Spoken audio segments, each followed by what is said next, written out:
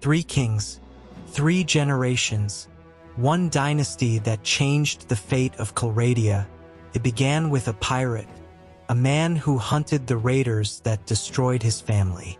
It continued with a conqueror, a king who crushed kingdoms and built the greatest army the North had ever seen. And it now rests on the shoulders of a reckless young ruler, a king who has already lost an eye in battle and may soon lose everything else. This is the story of the Gnarling Dynasty, a saga of sea battles, empire wars, betrayal, and survival. A story where the Nords rose from near extinction and where the world of Calradia began to tremble beneath their axes. Winter came early that year, not the gentle winter of drifting snow and quiet nights, but a hard northern winter, the kind that creeps across the sea like a silent army. Cold winds rolled down from the northern waters. They screamed through the cliffs of Zionica.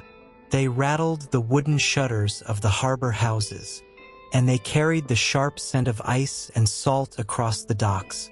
The sea itself seemed darker that season, heavy waves crashing against black stone, foam freezing along the edges of the harbor, ice slowly forming around the anchored ships, and beneath those gray iron skies, the fleet of the Nords prepared for war. Long ships filled the harbor from end to end, tall dragon-headed prows staring east like hungry beasts, their hulls creaking softly as the tide moved beneath them. Rows of painted shields lined their sides, red, black, iron-gray, each shield marked with the scars of old battles, each one belonging to a warrior who had survived when many others had not. The wind tugged at the banners above the ships, and the banner of the Gnarling clan flew higher than all the rest. On the docks, the warriors of the North worked in silence. Axes were sharpened slowly against stone, the grinding sound echoing across the frozen harbor. Sparks danced in the cold air with every strike. Spears were stacked in heavy bundles, their iron tips glimmering faintly beneath the weak winter sun. Shields were repaired, armor straps tightened, mail coats pulled over broad shoulders hardened by war. These were not the wild raiders who once laughed their way into battle. Those men had died long ago, buried in deserts, left on foreign shores, or burned upon funeral ships drifting into the northern sea. The warriors standing in Zionica now were different, harder, quieter, wiser. They trained every morning in the frozen fields outside the city, shield walls rising like iron cliffs, spears thrusting forward in perfect rhythm, crossbows firing in deadly volleys from the ramparts. They had become an army, not just a horde, and their king had forged them into something new, because Vanra Gnarling, the one-eyed king, had learned the true price of war. He had seen too many men fall, too many brothers buried beneath foreign soil, too many victories that felt like defeat, and he had sworn, never again would he waste the lives of his warriors on pride alone. When the fleet finally sailed, the harbor of Zionica grew silent. One by one, the long ships slipped from the frozen docks, their sails rising like dark wings against the gray sky. Oars dipped into the cold sea in perfect rhythm. The water parted before them, and the northern fleet began its long journey east. The wind filled their sails as if the sea itself wished to carry them forward, toward the endless grasslands of the steppe, toward the empire of horse lords, toward a war that would decide the fate of the East. Vanra did not rush, not this time. The young king who once charged blindly into battle was gone. That man had died somewhere in the desert sands. In his place stood a hunter, patient, cold, watching, waiting. The Nords landed near Ortengard, but the city did not see siege towers rising the next morning. No war horns, no reckless charge toward the gates. Instead, The Nords began to build. Camps appeared across the frozen hills, wooden watchtowers rising slowly above the snow, supply roads carved through the valleys, messengers riding between camps day and night. Scouts disappeared into the hills like ghosts, learning every road, every river crossing, every hidden valley. Vanra studied the land the way a master studies a game board. Every hill, every forest, every path the Khazate riders might take. And beside him, always beside him, stood his queen, Asa the she-wolf, born beneath the endless skies of the steppe, daughter of the Khazates. She knew the riders of the East better than any Nordic warrior ever could, and in quiet conversations beside the war maps, she whispered truths to her husband, where the Khazate riders would strike, where their pride would lead them into traps, where their greatest strength would become their weakness. And slowly, quietly, the trap began to close around Ortengard. Vanra gathered 1,000 warriors beneath his banner, but he did not march them all toward the city. Instead, he divided his strength like a blade-splitting wood. 300 riders left the main camp under the command of Yasha the Swift, Vanra's fiercest jarl, the woman who had stood beside him through blood, through rebellion, through every storm that threatened his crown. Her riders vanished into the northern lands, striking fast, striking hard. Khazate villages found themselves surrounded before sunrise. Supply wagons burned along frozen roads. Grain stores vanished into Nordic hands. The steppe began to feel the slow grip of hunger, and the Khazates, for the first time in generations, were forced to defend their own lands. Across the eastern plains, Khazate scouts watched the growing Nordic camps from distant hills. They saw smoke rising from villages that once fed their armies. They saw the banners of the Gnarling clan multiplying like storm clouds along the horizon, and fear, quiet, cold fear, began to spread across the steppe. In the courts of the Khazate nobles, men spoke in whispers. They had once laughed at the sea raiders, mocked them as drunken barbarians who knew nothing but axes and ale. But this king, this Vanra Gnarling, was something else entirely. He did not waste his men in reckless charges. He did not chase glory across the battlefield. He watched, he waited, he learned, and every day, the shadow of his army grew larger across the steppe. But the Khazates were not fools. Their spies moved like shadows through the winter night. One of them slipped through forests and frozen valleys, through hidden roads known only to traders and thieves, until he reached the Nordic city of Mekab, where Vanra kept many of his mercenaries. Among them, the infamous Skolderbroda clan, warriors feared across the seas, men whose loyalty belonged not to kings, not to honor, but to gold. If you enjoy the story so far, make sure you like and subscribe so you don't miss the next episode. Now let's get back to the story. That night, a Khazate agent entered their camp beneath the cover of darkness, a heavy purse of silver resting in his hands, coins that glimmered even in the weak firelight. He spoke quietly, promising more, much more. When the battle came, abandon Vanra, leave the shield wall, break the Nordic army.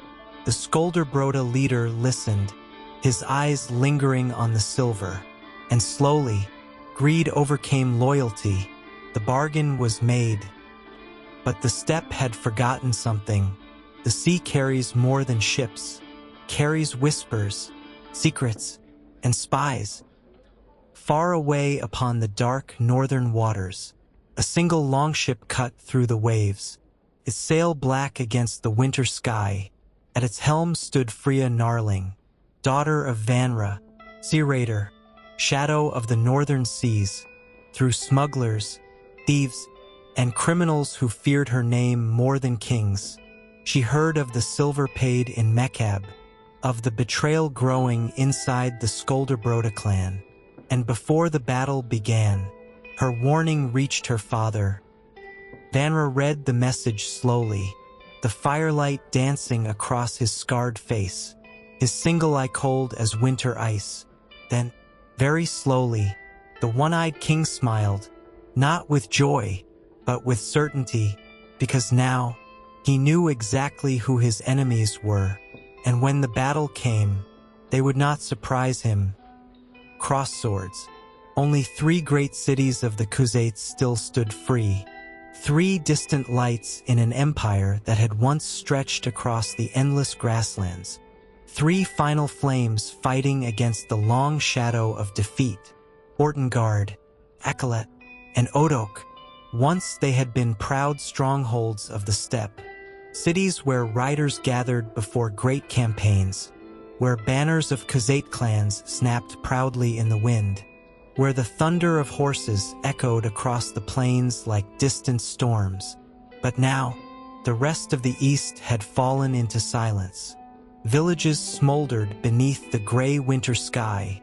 Abandoned camps lay scattered across the frozen grasslands.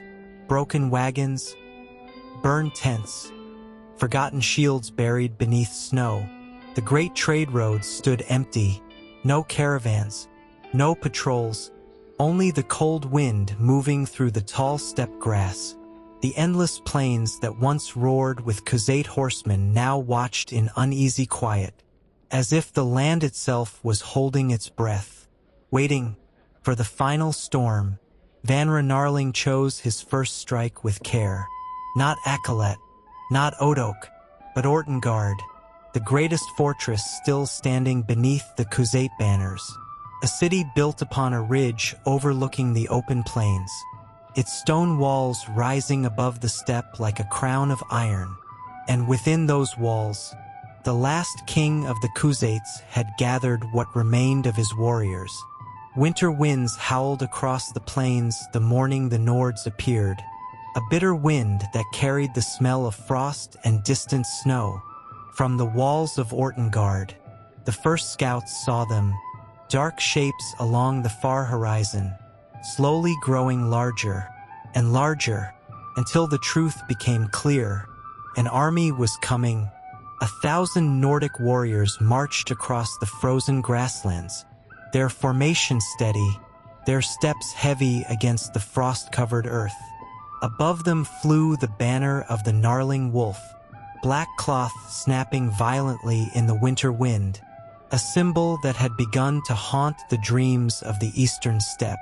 Their shields were dark as storm clouds, scarred by battles fought in deserts, forests, and foreign lands. Their armor glimmered beneath the pale winter sun like sheets of dull iron. Frost clung to their beards, ice crusted along the edges of their cloaks. Yet they marched forward without hesitation. Behind them rolled the tools of siege. Heavy rams dragged across the frozen ground, tall ladders stacked upon wagons, siege towers creaking slowly as oxen pulled them forward. And among the ranks stood something the Khuzaits had come to fear, lines of western crossbowmen, their weapons already loaded, their bolts gleaming cold and deadly in the winter light. The Nords did not shout. They did not sing the wild songs of their ancestors. There were no drunken boasts, no reckless laughter, only silence, the silence of men who had already seen too much war. They moved like a gathering storm rolling across the plains, silent, cold, unstoppable. Within the walls of Ortengard, the Khuzaits prepared for what they believed would be their final stand. Warriors tightened the straps of their armor. Horsemen gathered in the courtyards. Archers climbed the towers and lined the battlements. Every man understood what was coming, because the Nords had not come for plunder. They had come to end an empire. Their king stood among them, Ishan of the rising sun, old, wise, a man who had ruled the steppe longer than many of his warriors had lived. His hair had turned white with age. but his back remained straight as a spear shaft, his hands steady, his eyes sharp beneath the fur-lined helm he wore. He had seen many wars in his life, many victories, many defeats, but he had never seen an enemy like the one approaching his gates. Ishan walked slowly along the walls of Ortengard, looking down upon the approaching Nordic army, watching the long lines of shields advancing across the frozen plains, watching the siege engines crawling closer with every passing moment. For a long time, the old king said nothing. Only the winter wind answered him. The battle began before sunrise, the sky still dark, the stars barely fading above the horizon. Then the war horns sounded, deep, thunderous, shaking the frozen air. Nordic horns answered from the plains below. Drums thundered from the city walls, and the battle for Ortengard began. The Nords advanced like an iron tide, shield walls locking together with the heavy thud of wood against wood, rows of spears rising above them like a forest of steel. Behind them the crossbowmen stepped forward, cranked their weapons, and fired. The first volley of bolts tore through the freezing air, slamming into shields, armor, flesh. Men fell from the battlements. Others cried out in pain as iron bolts pierced their bodies. The Khazaits answered with arrows, hundreds of them, dark clouds rising into the sky before falling upon the advancing army like deadly rain. Horses screamed in terror. Men shouted. Steel clashed against steel as warriors collided beneath the walls. The frozen ground quickly turned red, blood steaming against the winter frost. Again and again the Khazait riders charged from the gates, fast as the wind, deadly as hunting hawks, their arrows striking with terrifying speed. But this time, the Nords were ready. Shield walls shifted like living iron, opening, closing, reforming. Spears thrust upward in deadly rows. Crossbow bolts struck riders from their saddles. One after another, the thunder of the Khazait charges began to slow, then falter, then break. Hours passed. The battle raged without mercy. Bodies piled high beneath the walls of Ortengard. Khazait warriors fought like men defending their final breath. Nordic warriors fought like wolves who had smelled blood. The great gates shook beneath the pounding of Nordic rams. Again and again and again, with splintered, iron hinges cracked. The sound echoed across the frozen plains, until finally, with a thunder that seemed to shake the earth itself, the gates of Ortengard collapsed. The Nords surged forward, pouring through the shattered entrance like a flood of steel and fury. Street by street, house by house, the battle continued inside the city. Axes rose and fell. Spears stabbed through narrow alleyways. Steel rang against steel in the tight streets. Men fought in doorways, on rooftops, in the courtyards of burning homes, until slowly, the fighting began to fade, then stopped entirely. Ortengard had fallen. In the shattered courtyard of the palace, the old king was brought before the conqueror. Chains bound his hands, but his head remained high, his calm eyes watching the warriors gathered around him, as if he had expected this moment all along. The surviving Khazait warriors stood in silence, their empire already slipping away like sand through open fingers. Then Vanra Gnarling stepped forward, the one-eyed king, armor stained with the blood of battle, frost clinging to his beard, his axe resting heavily upon his shoulder. For a long moment, the two kings looked at one another, one young, rising like a storm over the world, the other old, fading like the final light of sunset. Then, slowly, Ishan of the rising sun nodded, a silent gesture, a warrior greeting the man who had defeated him. Vanra raised his axe, The cold winter air seemed to freeze around the moment. Thousands watched. Nords, Khazits, warriors who had spent their lives fighting beneath the banners of the steppe. The axe fell. One clean strike. The head of the Khazate king rolled across the frozen stone. And with it, the Khazate Empire died. There was no heir, no prince waiting to take the throne, no bloodline left to continue the rule of the steppe. The empire of the horse lords, the riders who once ruled half the east, had lost their king, and with him, their future. Word spread across the plains faster than any army could ride. From scout to scout, from rider to rider, from village to fortress. 3 words carried by the winter wind. The king is dead. Ortengard has fallen. The Nords rule the east. One by one, the final cities opened their gates. Akalet, Odok, their warriors laid down their bows. Their banners lowered before the rising wolf of the north. They surrendered, not from fear alone, but because the war had already ended. And so, the power of the eastern steppe passed into new hands, the lands of the Khuzates, from the endless grasslands to the distant rivers, now belonged to one man, Vanra Narling, the one-eyed king, the conqueror of the east, the man who had done what no Nordic king before him had ever achieved.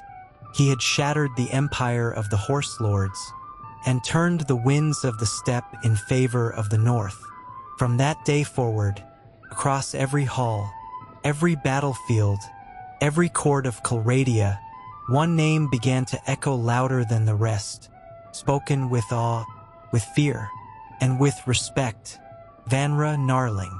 This is the end of episode 3. I hope I see you in the next episode. Thank you for watching and stay safe.